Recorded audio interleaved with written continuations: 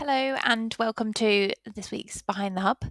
I am Jem, I'm Head of Success at BabelQuest, and I will be talking you through Automation 101. So, HubSpot is many things, but one thing which does make it particularly powerful is the automation that underpins all of the hubs and gives you the opportunity to automate some of those processes that might be a little bit time consuming, frustrating, but also can add things to your experience with the hub as well. So, one thing I wanted to do today was take it right back to basics. It can sometimes be a little bit of an overwhelming tool, and a lot of clients speak to us about not knowing really where to start. So, that's what I wanted to go into today. So, we'll go through some slides and then I will leave plenty of time for questions afterwards. So, feel free to leave them as we go through. So, firstly, the 8 foundations of automation. These are all the things I'm going to cover in this session today. Firstly, keep it simple. I think that's one that I will keep reiterating as we go through this. But keeping things simple is the best way to get the most power out of automation, really. The amount of times I've seen people go in and overcomplicate automation, definitely just keep it simple. When should you automate? That will be a question we go into. How you can start mapping the flow of your workflow. How to go about picking the right workflow in the technical sense. So when you actually go to create the workflow in HubSpot, how can you make sure you've selected the right one? Some admin essentials for making sure they run smoothly. Considering all the extras, which often get overlooked, even if you're a seasoned pro with automation. So going back to some of these basics is always a good idea. Then looking at troubleshooting and touching on reviewing at the end. So obviously, when you've created something in HubSpot, you should never just create it and leave it forever. You should be reviewing it and making sure you're keeping on top of it. So we'll be going through that as well. But first, keeping it simple, as I said, that the fundamental thing to automation and the main thing that I always reiterate to clients. The first thing you need to know is just know your goal. So, automation, if you come to build a workflow and you just think, oh, I'm just going to do some automation, you're not going to really get anywhere. You need to know what your goal is. Is it that you want to nurture your contacts to a specific meeting you want them to have with your sales team? Do you want them to download a specific landing page guide? Do you want, if we take this on the flip side and look at internal workflows, do you want a salesperson to pick up a lead that's come in, or do you want them to action a task? Could be a whole load of things, but keep it simple, know your goal, and focus on that as you create the workflow. Trying to get a workflow to serve multiple goals can get you a little bit in a tangle, and I would definitely recommend creating separate workflows for separate goals. Get it working and develop it later. So instead of trying to over engineer it and create lots of branch logic and really get into the depths of have they opened an email, have they not, have they clicked the third CTA down on an email, I would just keep it simple. Get the emails in there. You could do some simple logic with branching, but get it working and develop it later and add in some of that logic as you start looking at the data that's coming through on its performance. Do a pilot. So by this, I mean, if you're looking at introducing nurture sequences into your business, do one, test it, figure out the nurture format that works for you. Is it that you've got 5 emails? Is it 4? How much delay do you need? Do you need some branching in there? Should there be a human intervention? All of that. If test the format and repeat it later if it works. So if you've launched it for one product line, you could then launch another one later. So this one particularly plays into if you've got external facing things going out. The one quote from Chris in our team is, leave the mundane to the machines and let the human touch shine on tasks of true value. So a lot of the value of automation is getting workflows to just do those little things that you'd have to keep doing that you'd rather not. So making all your first names have title case or have a capitalized first letter but no other capitals, so you're not shouting in your marketing emails. That's a simple task. Or create tasks, create a new deal for when it reaches a certain stage, all those kind of things, mundane tasks, let a workflow do it for you. If something needs a human perspective or human touch, for example, I'm not a fan, as I'll say later, of deleting contacts directly from within a workflow. You can do it now, but actually, what if there is an outlier that means that contact should be kept for your reporting purposes or others? You would have to think of every single circumstance to stop that going out. So sometimes human intervention can be good and worthwhile. When to automate. So there are some rules I'm going to go through here. So don't think that just because you can, you should, like deleting contacts in a workflow. Make a notification recipient a single point of failure. So by this, I mean, if you've got a workflow that culminates in a notification being sent to one of your sales team, for example, or your service, customer service representatives, if that is going out to one person and that person's on holiday or sick or they've left and you forgot to update the workflow, that's going to be an instant failure and mean that you get loads of errors, or that workflow just continues ticking over without anyone realizing that no one's picking it up. So try to avoid that. I would say always set a contact owner or a deal owner as the recipient instead, or have it go to a round robin team situation instead. So yeah, avoid that single point of failure. And do keep your data clean with standard cleanup workflows like the capitalization one I gave earlier. Automate actions based on clear rules. So if X, then Y. So if contact has filled out this form on this page, send them this follow-up email. And then 2 days later, send them another follow-up email with another useful piece of content, for example. Or if a deal has reached this stage in the pipeline, create a task for the sales rep. And if 2 days later that hasn't changed, then send an escalation point or something like that. So yeah, think of your rules and automate the actions based on that. That could be lead scoring, could be nurture emails, a follow-up, or an escalation point. As I say, just know your rules basically. And the last one is you can use it to create objects. So by objects, I mean contacts, companies, tickets, deals, particularly tickets and deals in this situation. I think if there's certain rules that have been met, then you could create an object, and tasks as well. So this could all reduce admin time, basically.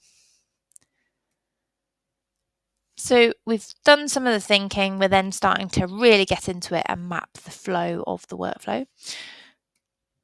Does a template already exist? So I'm just going to show you within HubSpot.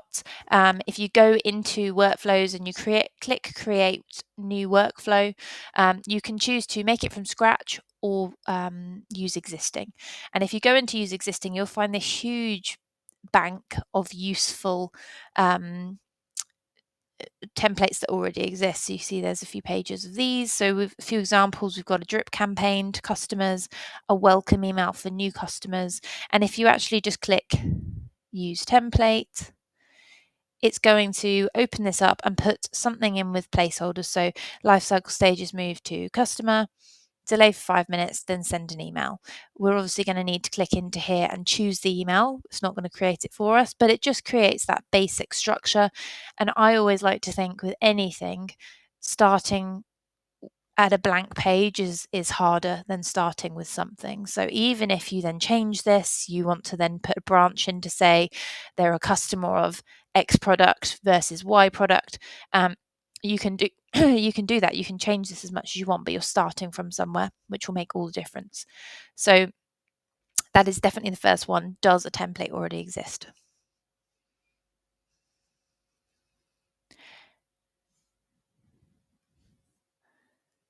Oh, sorry. that has disappeared. Hopefully it's back on now. So the next one, define the enrollment trigger. So make sure you know what is going to get someone into that workflow in the first place. Is it that they have that a deal has reached a certain point in the pipeline?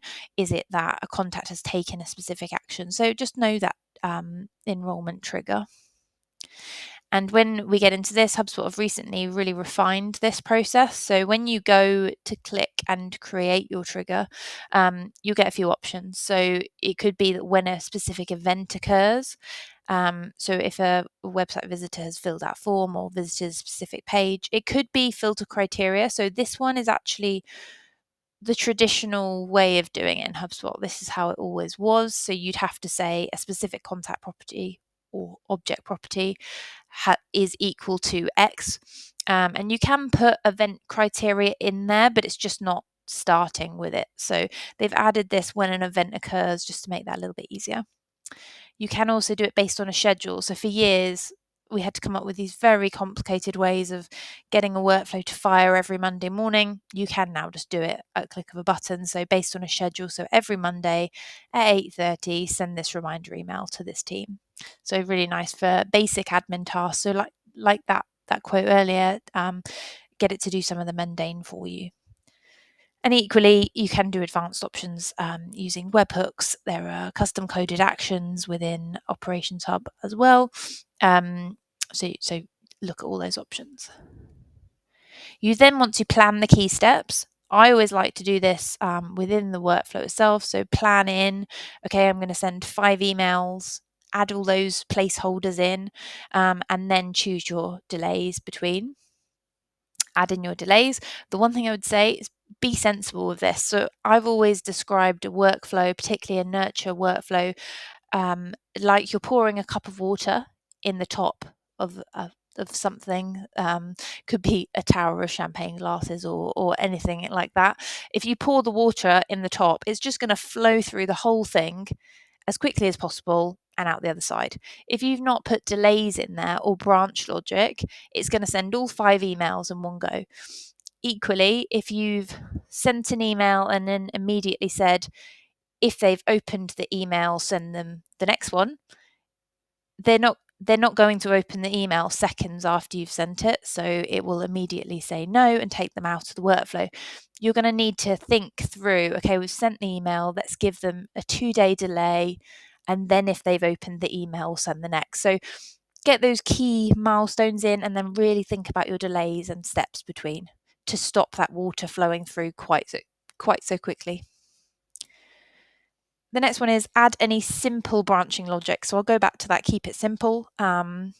So do keep it simple, but you can add branching logic in. So for example, after 2 days, if they've opened the marketing email, continue with email 2. If they haven't, maybe resend email 1 or do something else or send a slightly different email. So that is mapping the flow. You then want to make sure you're picking the right workflow. So when you come to actually creating a workflow from scratch, you firstly need to know your primary object. So I say primary object because when you first come to it, it will give you an option of the type of workflow you want to build. Do you want to use contact, company, deal, tickets, any of your custom objects? What do you want to use? And here you want to think about what that primary object is. What is it that you want to bring into the workflow? So is this going to be a nurture sequence to a specific contact, in which case it's a contact workflow? Is it that you want everyone within a specific company to receive these emails, or for the action to be a task against the company, in which case it's the company?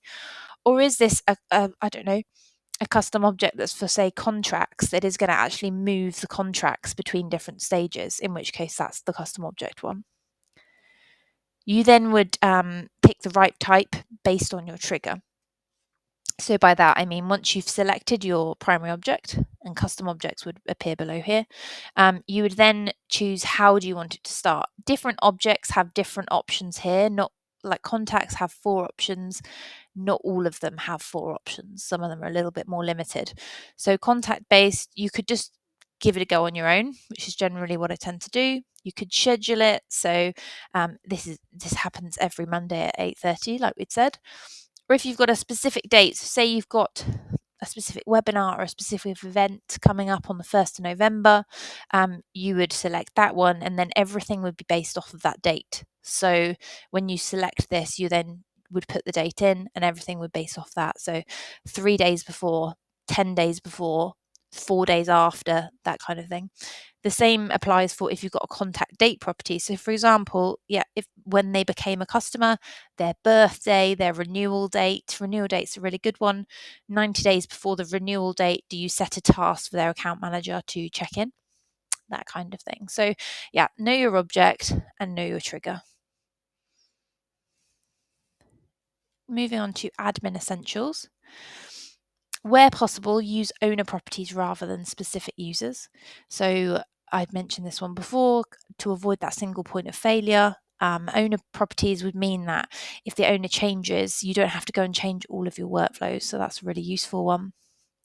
Send yourself notifications. So say you've got a series of branches where based on a certain action or a certain property, for example, say we've got country of residence as a property or country, and you want to send a different email in different languages based on that, or to different sales reps based on that, there will always be one branch that is empty to some extent. So you might have, send to EMEA, sales rep, APAC, etc. The one that's blank, I would always recommend sending yourself a notification, because if they don't meet the branch criteria, that sends them down the no branch. You would get a notification and you'd be able to tell if lots of people are moving down that branch, because you would then need to go and change your branch criteria to capture those people. It just means that no one gets missed. Otherwise, the workflow actions as normal, nothing would be, there wouldn't be a problem with it, but it would mean that it was sort of a catch-all. Get notified about enrollment changes. So that's a setting within the settings area of a workflow, but you can go in there and set when there's been a change. And add the needs review and unused reports to your admin dashboard and regularly review them. So I always recommend to have an admin dashboard.